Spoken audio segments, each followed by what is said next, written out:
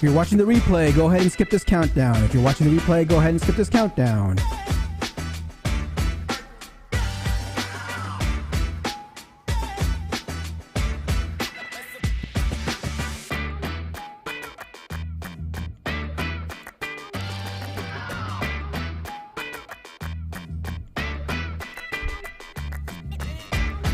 Hobby, what's up? Happy Friday.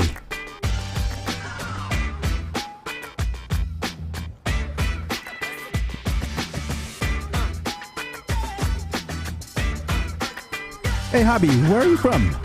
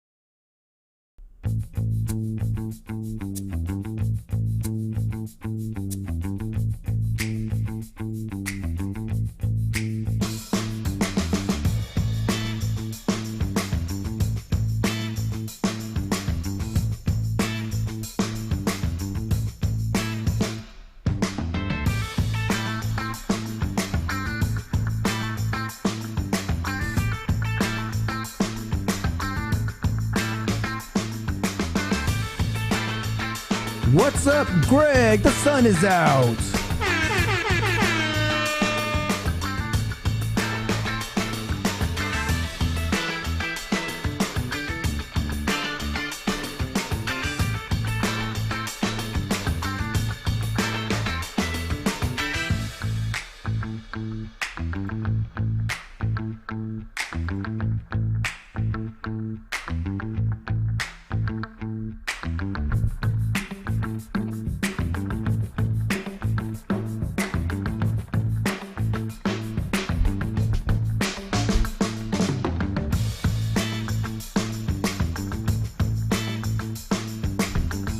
Mike, what's up? What's up? What's up? Okay, we're live right now. I got 2 minutes in the countdown. I will bring you in about 8 to 10 minutes after I go live. I do some news real quick, and then I'll bring you in. I'll introduce you in. No worries. Let me clean up my background real quick. All right.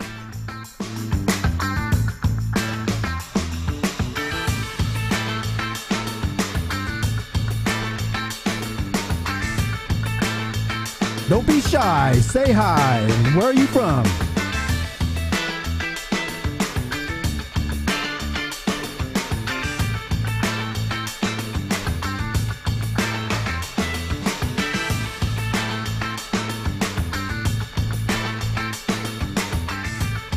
I see a bunch of you out there. Don't be shy. Say hi.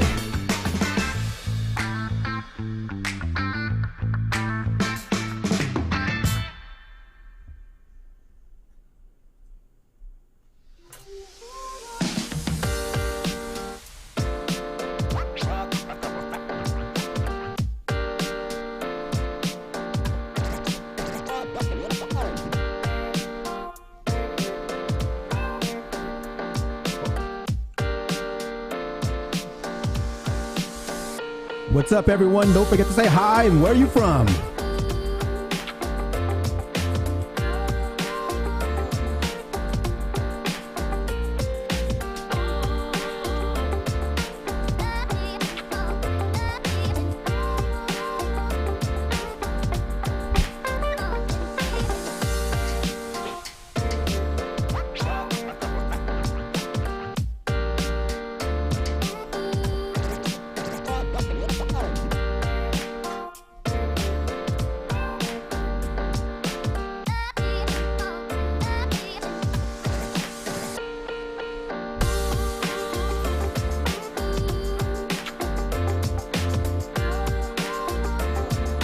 Itamar, what's up, my man? How are you doing today?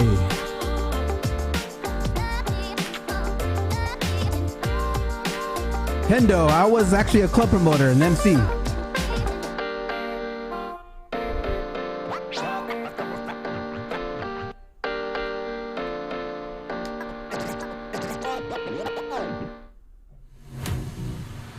Tim, what's up?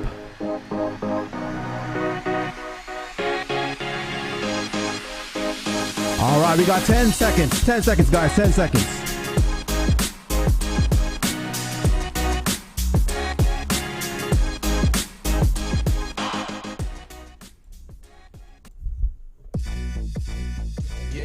Hey, time to get it started. No delay. Let's work.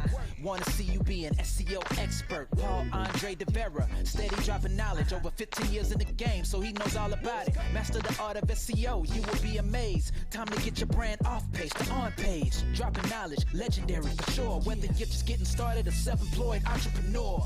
Yeah, let's go. Subscribe to the SEO video show.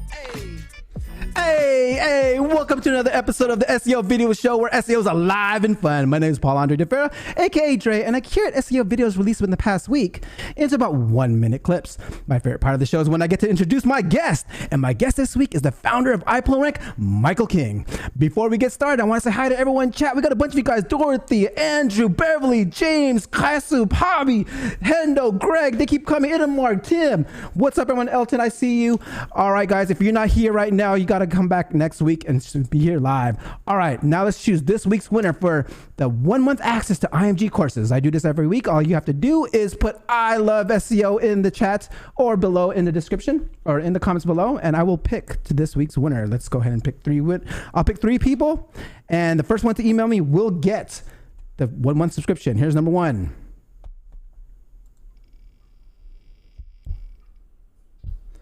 All right, Duel. Email me now or else someone else will.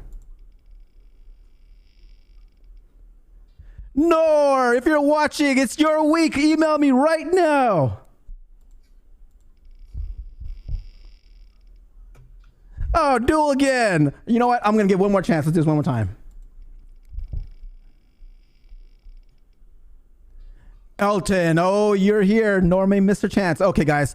All right, now don't forget to like, subscribe, and hit the notification bell to be notified. Now let's get on with the show. This is Ted DiBiase, the $1 Million Man. Where is the best place to hide a dead body? Page 2 of Google.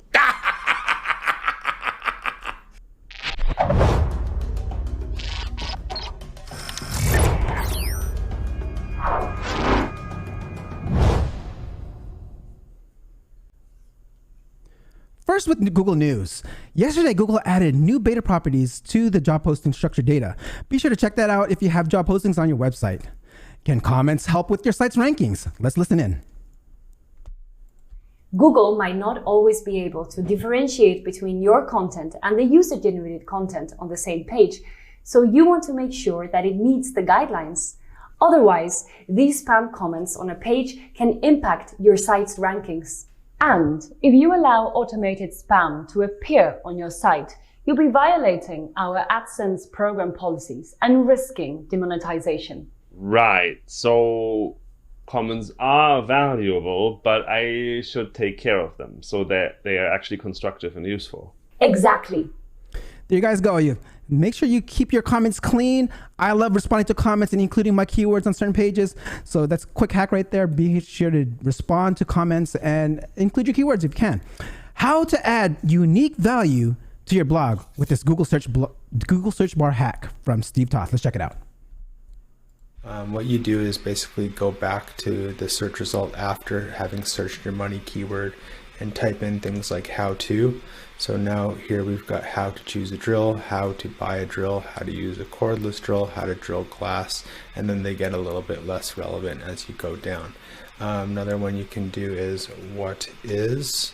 So again, these are different things like what is an impact driver. This is definitely something that you could put in your content. So the other one I like to use is when to. There's probably others, but you know, when to use a hammer drill, when to use an impact drill. These are all things that you could put within your content, right? So basically, the thing that I'm trying to get at is, you know, tools like Surfer, Phrase are all like great tools. Don't get me wrong. But they're not going to give you topics that are outside of what's already ranking on page 1. So if you didn't catch that, search your main money keyword and then go back to the search bar and then type in what is, how to, and all that great stuff. And you'll get so many different relevant subtopics for your blog. Follow Steve Toth's news YouTube channel. Just YouTube search SEO Notebook, and it should be the first results alongside with his SEO video show episode if you haven't seen it. Nick Jordan is a big believer that great content and referral traffic can help with your rankings. He gives us a Pinterest hack to help us drive referral traffic. Let's check it out.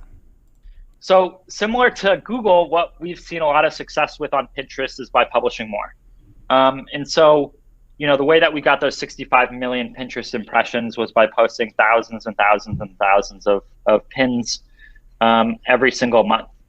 And so what you want to figure out is a way, basically some sort of library that consistently updates images in your niche. And then you want to set up a zap that grabs them and pushes it to Pinterest. And, you know, 65 million impressions, 70,000 link clicks. And I think it could have been a lot better if we put more time into it. I'm curious to know if you guys have any Zapier hacks that you can do with SEO. Put them in the comments below and let's take a look at them. Okay, over at the Ignite Visibility channel, John Lincoln shows us how to prove the value of SEO. Let's check it out. When it comes to proving the value of search engine optimization, it really comes down to, at the end of the day, branded versus non-branded, the sections of the website that you're actually working on so that you can prove the work that you've done, showing the work behind the sections that you worked on, what did you actually do, and then mapping that all to micro conversions, macro conversions, and of course, the business's overall goals. It's very important to have clear dashboards, clear reporting, and to go a little bit above and beyond so that you can show extra data from things like Google Trends and anything that might be happening in the industry or changing in the auction or changing in the economic, political, general environmental landscape of that business. By looking at all these things together, you can actually create an incredibly clear picture that's data-driven for any type of organization that in some cases can help inform their business decisions as far as market entry into new markets, putting out resources in different areas, resource allocation, and other exciting things like that. To continue the conversation, Aaron Sparks and Kevin Indig gives us their insight on SEO microconversions. Let's check this one out. Let go of the thought that there's just a single goal for every visitor of the website. Yep. And to also respect that a visit is just an event or an interaction out there. And so that's where microconversions can be things like newsletter signups, but can also be things like clicking on related articles at the bottom of a blog, right, or clicking through your site. And the beauty of that model is that when you lay the interactions of, say, thousands or maybe even hundreds of thousands of visitors on top of each other, you see patterns. Right. And when you optimize for these patterns, you increase your hard and soft conversion rate, right? Micro conversions and macro conversions, because you create better paths for people and a better understanding no matter where they come from. The technical SEO has to be able to get into the mindset of the sales initiatives and understand how they can bridge that gap with micro conversions, be able to see behavior well well beyond what they see on a performance level of ranking and inbound organic traffic. They got to see the behavior. Otherwise, you could be pointing the entire wrong direction of attracting the visits that aren't ready to engage. With May around the corner, what's your approach to Core Web Vitals? This is our strategy for Core Web Vitals. We should always strive to beat, at the very least, beat the pages that you're competing with in the keyword space and search results, right? That's your first objective with Core Web Vitals. Because I think Google is very transparent about the fact that Core Web Vitals is a tiebreaker, right? It's not, you're not going to be penalized because you're slow. You're just not going to get the competitive advantage. Because supposedly, all things equal, if the 2 pages, you and your competitors, you have the same amount of content. Your quality is your content is the same quality, or it serves the same value. And you have the same amount of links, like authority, expertise, and trust, right? Your backlinks are the same, right? Hypothetically, I know it's impossible. But all things equal, the faster, the better experienced page is going to win, right? It's going to get that ranking advantage. Shameless plug. Join me with Broadridge team with over 1,000 already registered next week on the webinar on how enterprise SEOs are preparing for Core Web Vitals. So be sure to check that out. Does SEO take 6 months? My guest today released a video on this subject. Let's check it out. And so what takes 6 months is your organization getting on board with SEO. Even if you're an in-house SEO, let's say you come in on day 1, you're not going to have the internal credibility in order to get those things pushed through with the variety of different teams. In fact, you won't even know the lay of the land at that point. So really what happens is you have to come in, get that credibility, figure out what the issues are, and then figure out the right people to actually execute on those things. That takes 6 months. It's not the crawling. It's not, the time it takes to do an audit. It's really... This brings me to my favorite part of the show. Be sure to let's ask our guest today how we can create credibility. Please be sure to ask questions during our conversation, as it's an excellent way for a list to learn socially. Let me get this set up here. All right.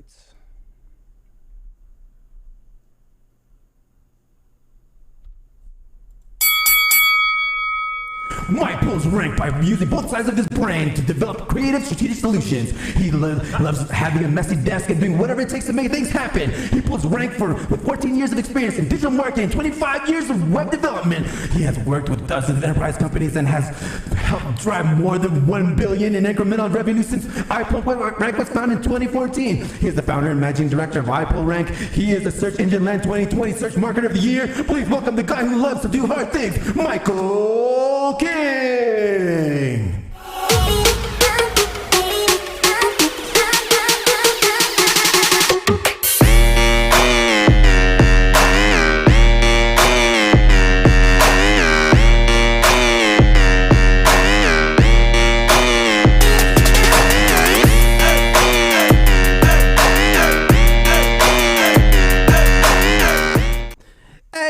Hey, what's up, Michael King? How are you doing today?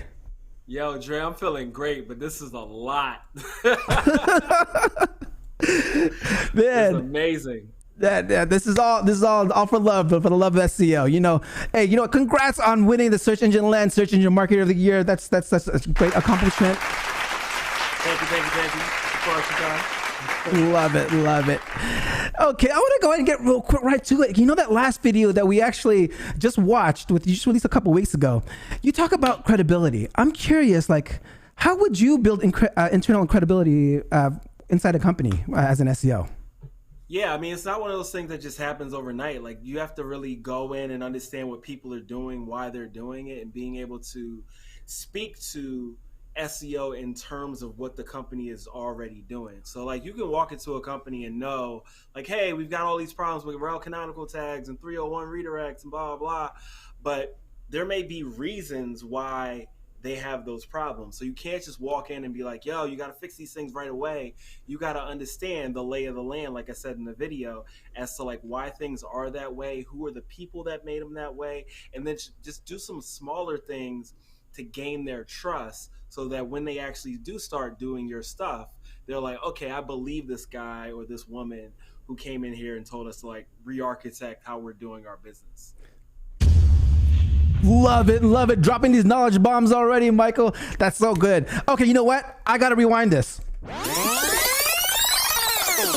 Let's turn back the clock to see where did Michael King actually get into SEO, and how'd you get into it? Man. Yeah. Yeah, I got into SEO in 2006.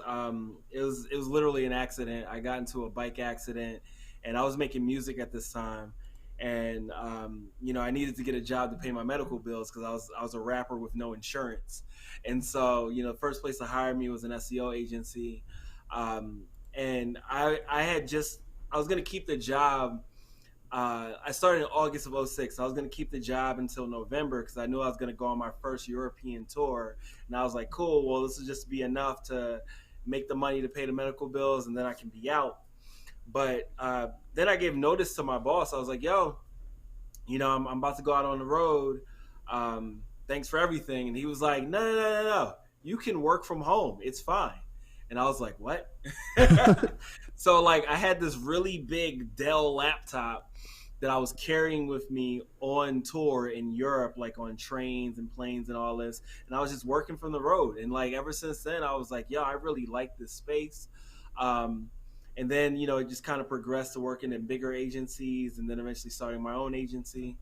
And yeah, that's where I'm at. So actually, then how'd you learn it? Were you reading books? I mean, YouTube wasn't around at that time. I mean, how were you actually learning how to do this stuff? Yeah, the thing is, a lot of people didn't really know what they were doing, and including the first place that I worked. So, and also it just wasn't all that sophisticated at that point. It was oh, make the words bold on the page and, search for your keyword plus add URL and drop a link on some forum or some message board. And, there was some technical items to it as well, but they hired me because of my background in web development. And they were like, all right, well, I'm sure you can figure out this SEO thing. And, they taught me what they knew at the time, and I was able to do that very well. But I just always have this thirst for knowledge. How when you're a little kid and you're like, yo, I want to know everything. I never grew out of that. I want to know everything. And so when they put this puzzle of SEO in front of me, I was like, yo, I want to learn this. I really want to get this in ways that people aren't really getting it. And again, that hasn't ended. And so I'm still on that quest to really understand it as much as you can without actually working at Google. Nice. Okay, let's see here. I want to talk about okay, you've learned it and now you actually started your own company, but you actually started speaking a lot. I mean, I from as early as I can remember, you're already speaking at conferences back 10 years ago, over 10 years ago. And I'm curious, I mean, you said you're a rapper. I mean, were you doing public speaking beforehand, or is it just your performance that just got you into this public speaking? It's the performance thing. Yeah. I never took any courses in public speaking or anything like that. It's just, if you've done as many shows as I have, especially when you don't speak the same language as the people in front of you, you learn very quickly how to be a showman. And so it's actually been 10 years of me doing thought leadership as of this year. In July will be the first time, or the 10-year anniversary where I first started blogging and all that other stuff. And so the way it happened was, I was blogging. I went out to MozCon because I had been blogging for them, and I'm like, yo, I just want to meet these people because this community seems really cool. And I was sitting there on day 3 or whichever day Will Reynolds spoke, and I was like, oh wow, they let Black people do this.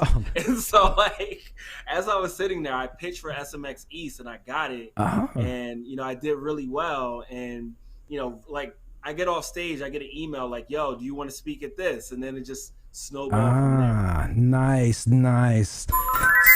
So if you had one tip for someone that wanted to get into speaking into the game, especially maybe not doesn't have to be SEO, but you mentioned hey, just go ahead and pitch yourself. What's that one tip you can give to someone to get into the speaking game?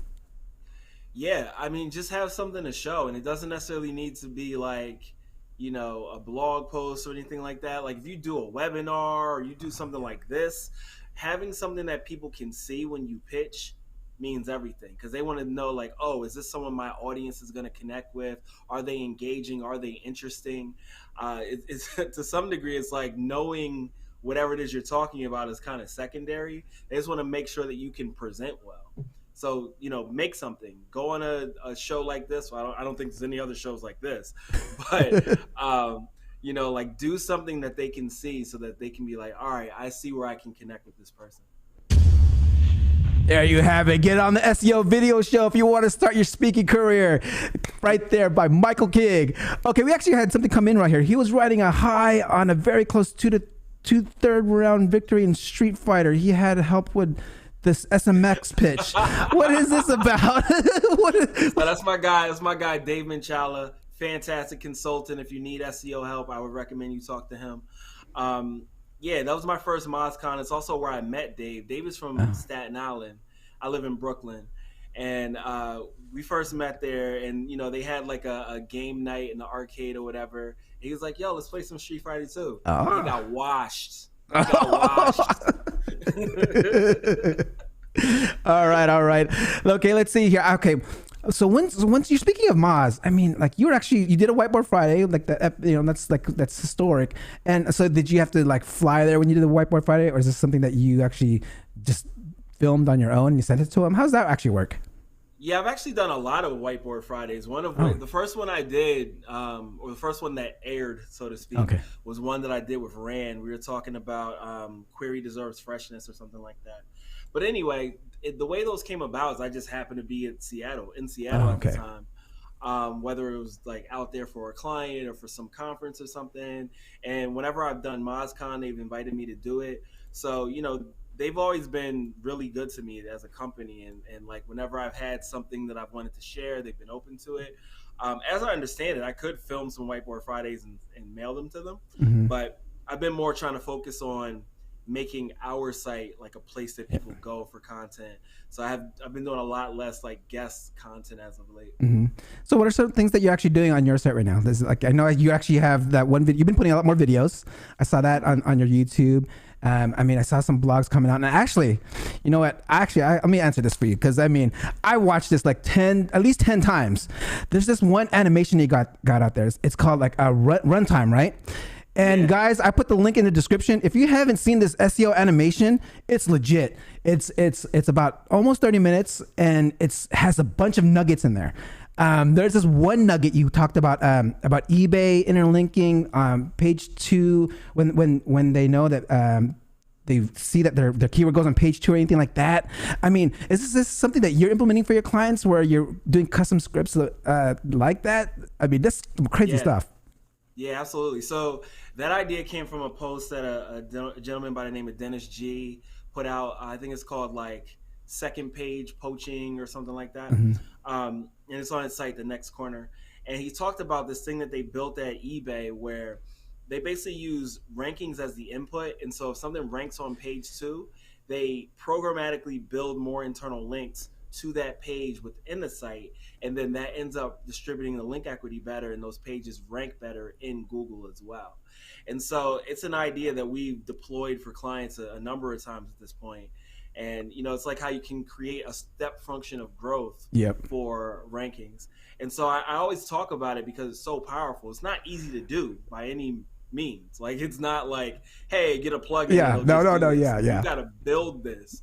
But once you do, it's very much a game changer. But to your original question, like, what are we doing as far as content? Yes, Runtime was a movie. Mm-hmm. And the reason why we did that is because I was speaking at MozCon last year, and they were like, hey, it's going to be a completely remote thing, obviously, because of COVID-19. I was like, all right, well, I'm not trying to do just a fancy webinar. Like, let's make a movie. Let's maximize this pre-recorded situation. Like, kind of like how you think about this. You're like, yo, I don't want to just do another, random podcast video thing. Like, I want this to be super well produced. I want a rap song.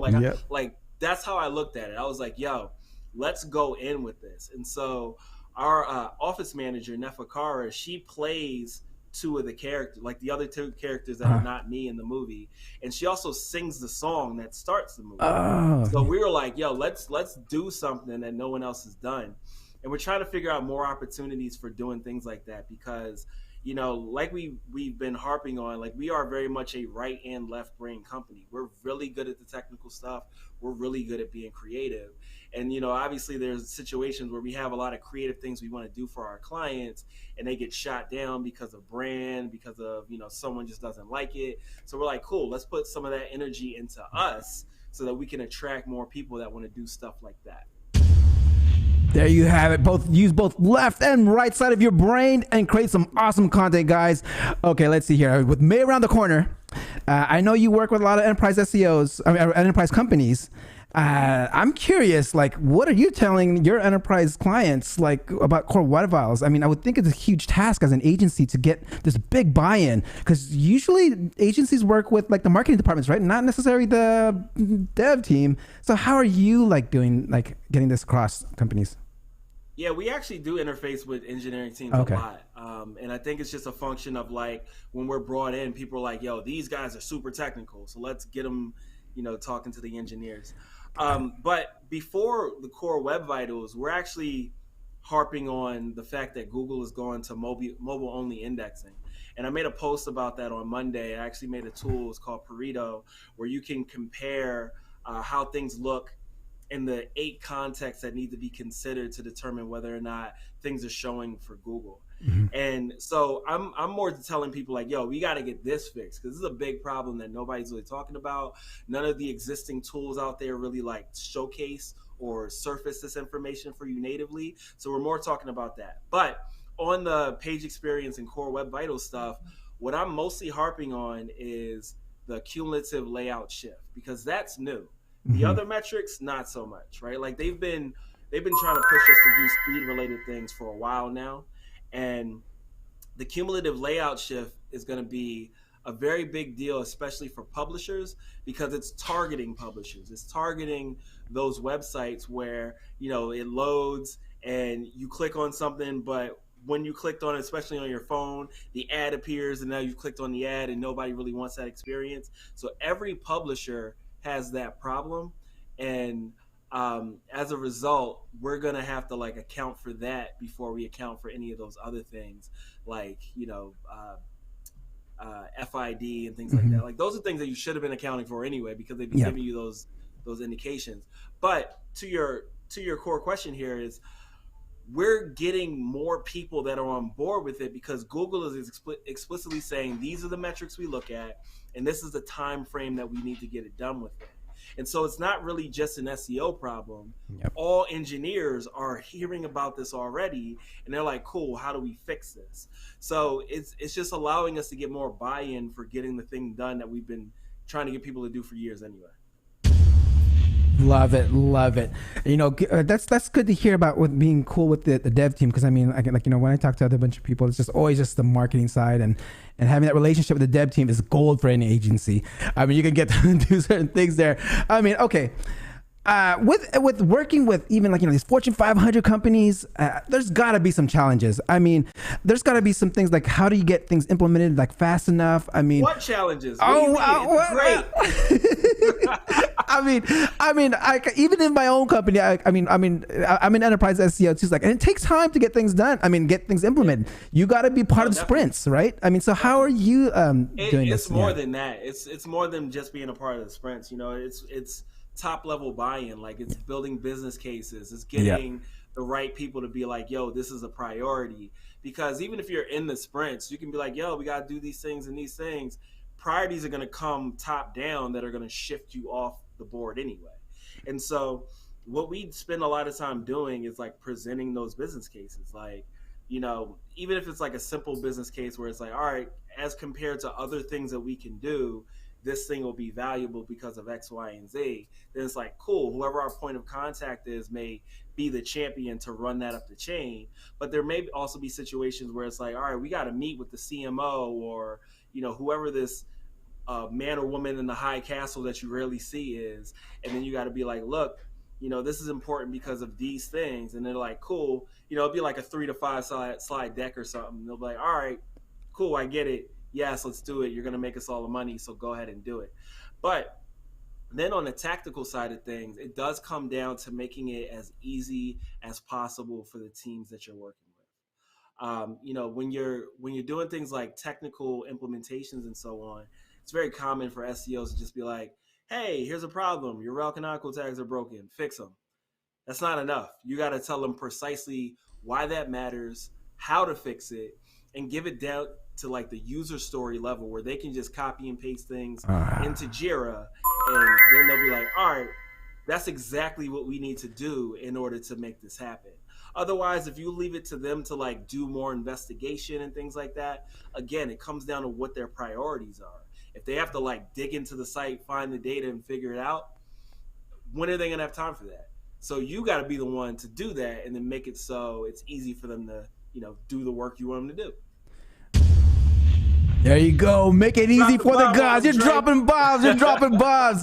Okay. All right. So, I mean, I want to go back to that one tool you're talking about because you said it really quickly. I want to see, like, tell me more about this tool again because, and what was the name of it and where can we find it? Was it, you said it's on your website right now? Yeah. Yeah. It's called Pareto. And what it does, it's like in the tool section. I don't think we have a landing page for it, but if you look at the latest blog on iPullRank.com, I think it's something like, you know, why mobile will be like the biggest shakeup of 2021.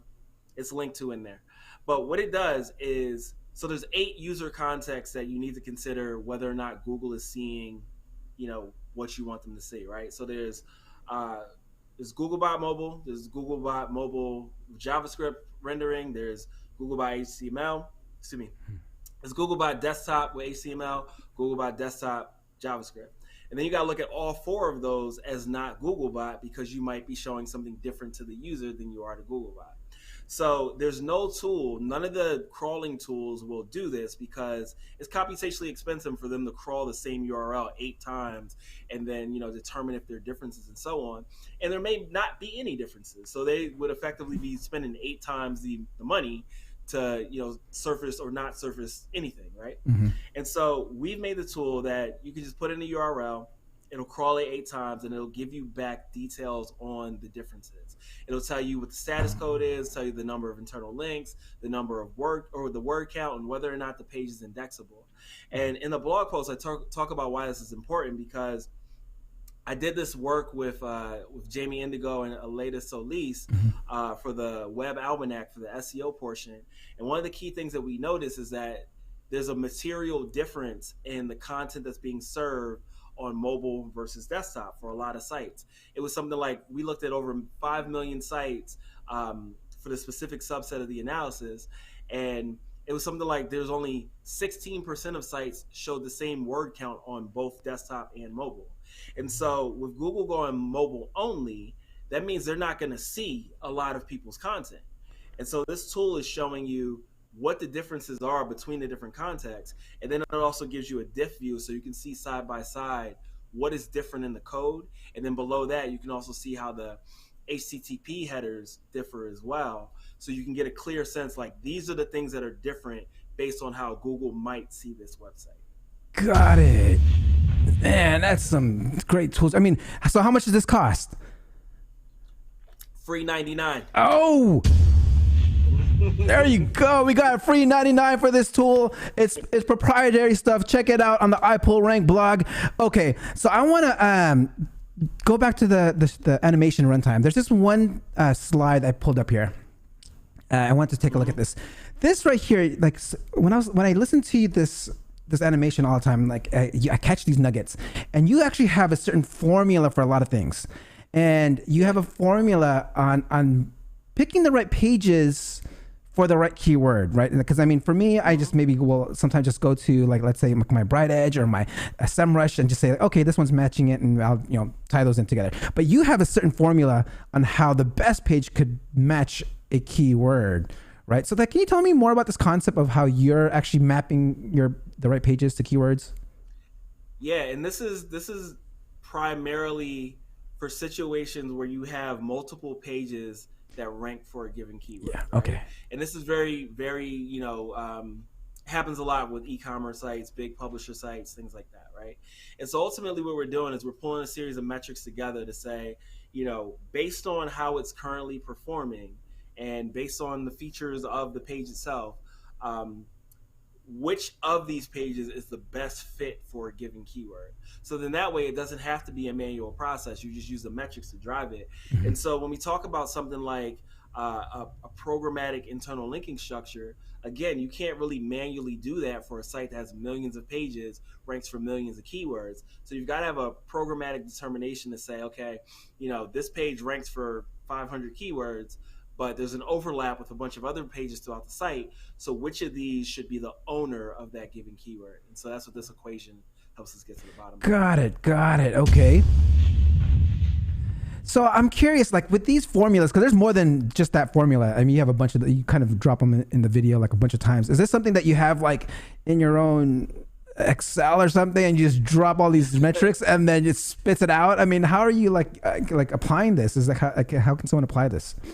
Yeah, so for those specifically, we've got Jupyter notebooks and Colab notebooks for it. We've got analysts on our team that run this stuff through like Python and so on. So ideally, the ideal state will be that we have a series of internal tools for everything that we have built. But the reality of it is that we're moving so fast through clients and coming up with solutions like in the short term that it's easier to just have something that's like partially built and then use it as needed.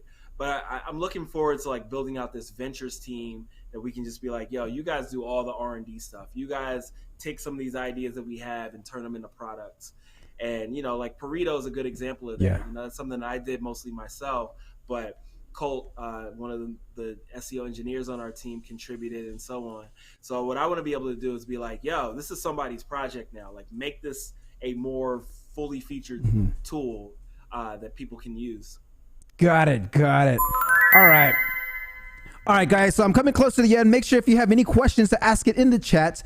But I do have this question over here that I've actually wanted to ask. Like for those actually that have in the audience who actually have their own SEO agencies, what are some advice that you can give them to land their first 500 clients? First 500 clients. I mean, I think that thought leadership is so key. The only reason that we started off with such a bang was that I spent so many years speaking and blogging and so on. So once I stood up a company, people were like, yes, I've been waiting to work with you. Because they're like, yeah, I didn't like the people you worked for before and things like that. So thought leadership is very key in that way. And then everything is all about process. My team's going to hate to hear me say this, but that's the reality of it. Process is one of the key things that inhibited our growth in the earlier years of the company, because, I always just thought like, hey, hire really smart people, put a problem in front of them, and then we'll just like figure it out all together. And like everyone will always be oriented around doing the best thing. That's not really what works. What actually works is having a core framework that everybody's working within. And then there can be people that can be outliers that are the people that have that initiative and will like, go the extra mile to figure out the new stuff. But most people don't do that. Most people just, want to have a job, come in, work, go home, like do their whole paint by numbers thing, and that's it. And the reality of it is you've got to account for that, because again, that's most people. And then you hope for people that, really like exemplify that idea of being like really proactive and coming up with the best solution. And then those people kind of like power the company to go forward. But your foundation is largely just the people that are going to do things the way that you lay them out. And so when you don't lay them out and you just expect performance, it doesn't really work in that way. Got it. So I'm curious, how did the name come about? Like iPullRank. I mean, that's a dope ass name. I mean, how did iPullRank, the agency, just come about? Like, I mean, it makes sense in SEO. iPullRank.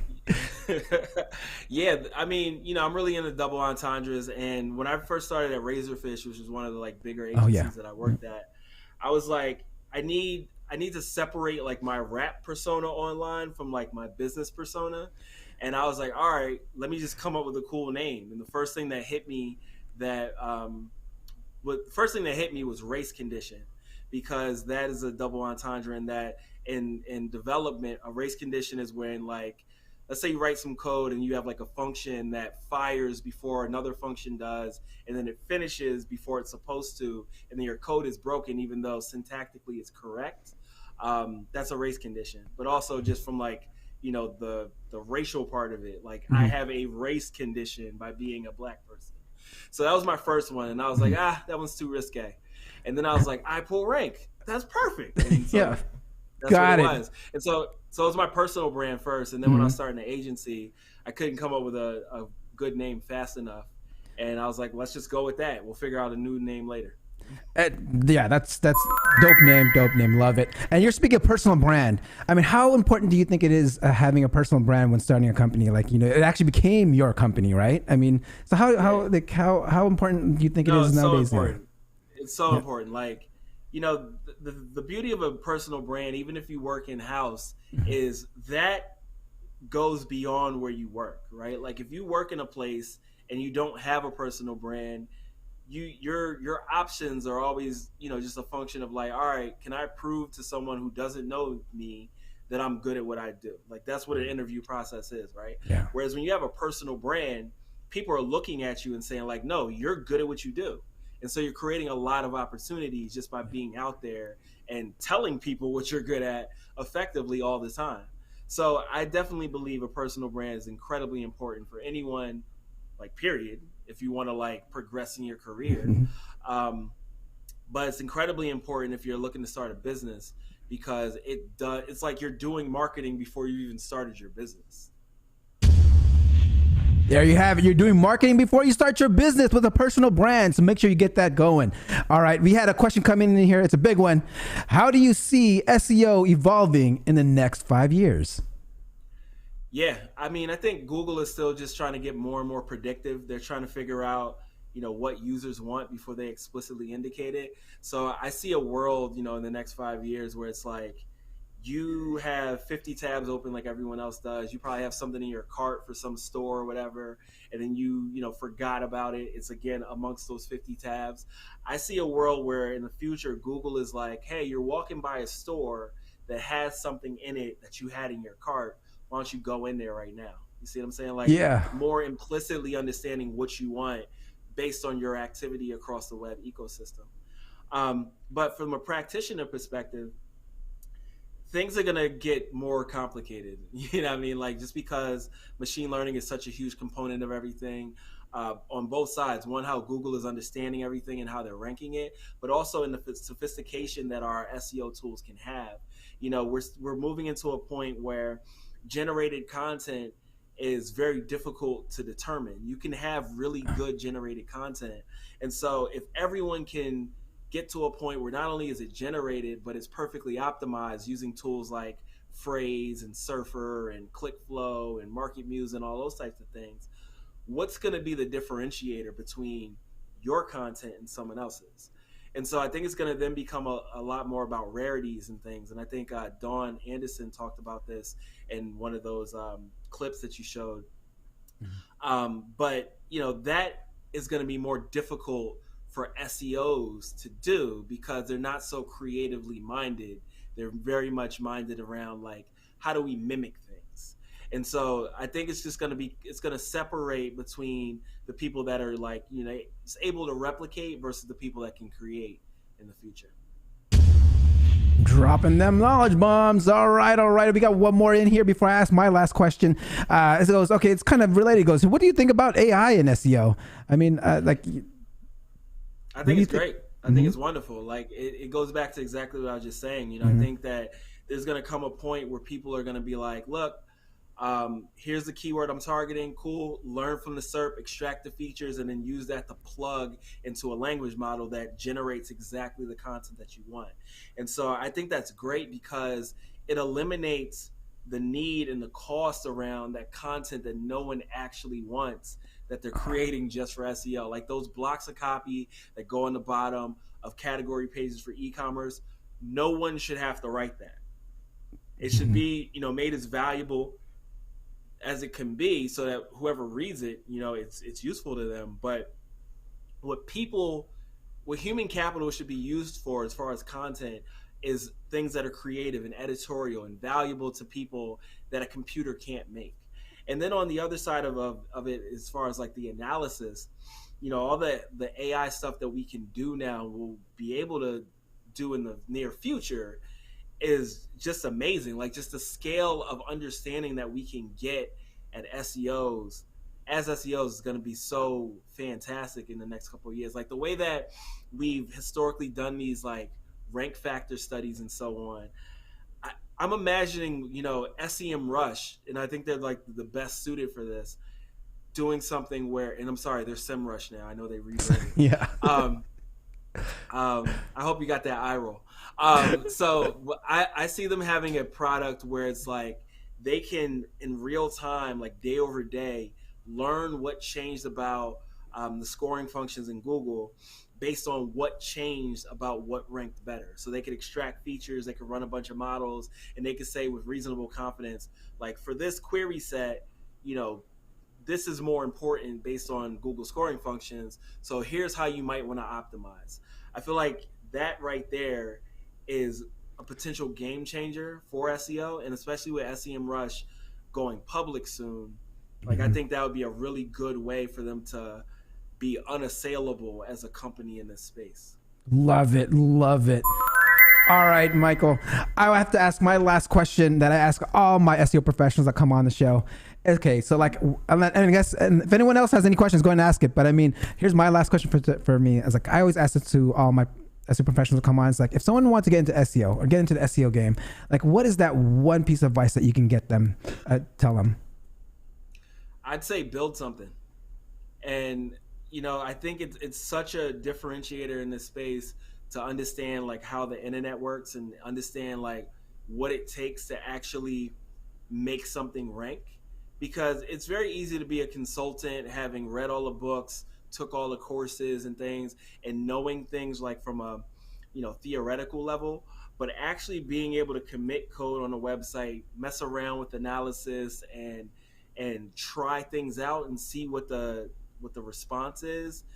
You just understand nuances of things in ways that you can't just by being like, the SEO manager who writes documents about SEO. So build something and make it rank. Damn! There you go. There you go. That's what you got to do. Build something and write about it. Okay. All right. So, Michael, I wanted to, how can someone get a hold of you?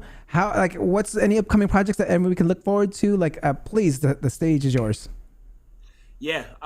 So you get a hold of me at iPullRank on Twitter, on everything.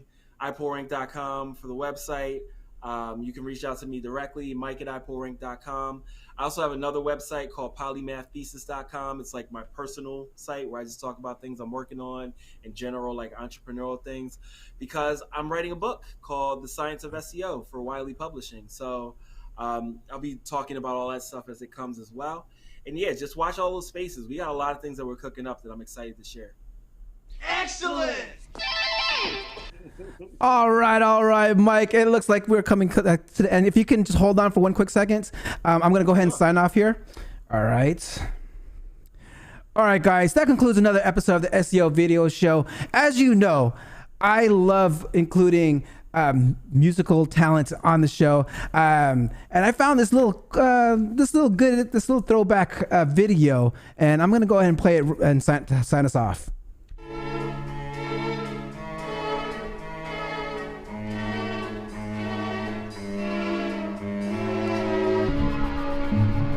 Yo.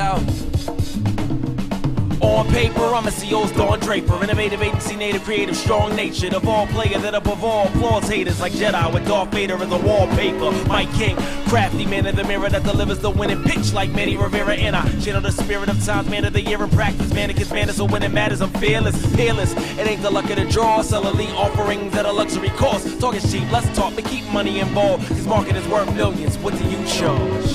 Want that achievement unlocked, sell big ideas instead of #1 spots. Start with a buck stop, stack up and spell it out like alphabetic fun block. It's gotta be quality imagery, solid delivery, bold statement, showcasing your squatting ability, modern agility, time, minor virility. Only other thing better is a god of fertility. Keep it picture perfect, like a binary Mariah Carey. My digital pitch is perfect. It's content marketing with context targeting, measured in the margins and then reworks it at your service. Call me iPullRank, cause I pull rank and track conversion. This is your show, I ain't here to make a sell, I'm just here to change the channel like an irrigation well.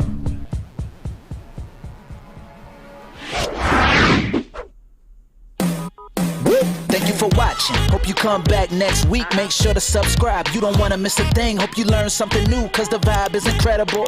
From the special SEO professionals, SEO video show, let's work. Want to see you be an SEO expert. Paul-Andre De Vera helping you step it up. No delay right now, time to level up. Hey, thank you so much for watching. Make sure to subscribe. Woo!